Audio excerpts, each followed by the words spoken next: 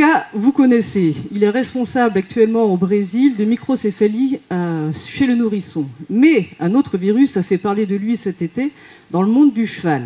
C'est le cas du virus West Nile qui, en France, a fait plus de 49 cas d'encéphalite en Camargue. Ces deux virus sont très proches structurellement.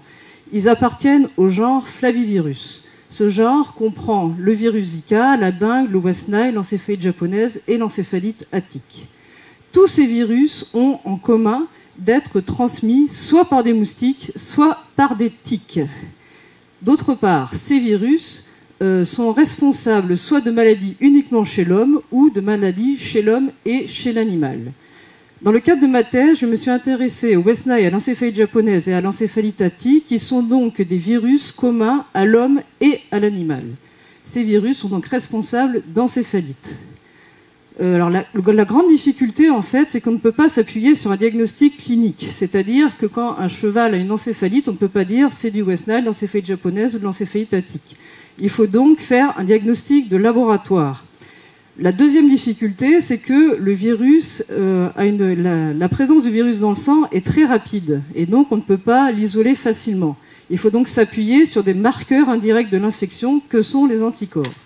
Mais la troisième difficulté, c'est que ces anticorps reconnaissent l'ensemble du genre Flavivirus, que ce soit le Zika ou la dengue. Donc, l'un des objectifs principaux de ma thèse, ça a été de trouver au cœur des virus leur carte d'identité, ce qui fait vraiment la spécificité du virus, ce qui permet de les différencier. Nous avons synthétisé les protéines donc, du West Nile, encéphalite japonaise et encéphalite attique, et nous avons utilisé une technologie qu'on appelle la technologie Luminex, qui permet dans un seul puits de mettre l'ensemble des protéines et le sérum attesté. Et on peut mesurer quelle est la protéine qui est la mieux reconnue par le sérum. Voilà.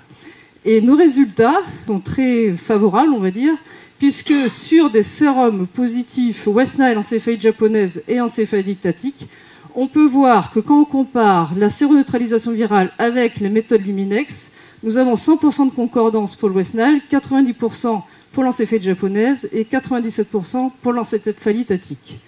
On peut donc en conclure que nous avons une bonne différenciation des flavivirus responsables d'encéphalite chez le cheval.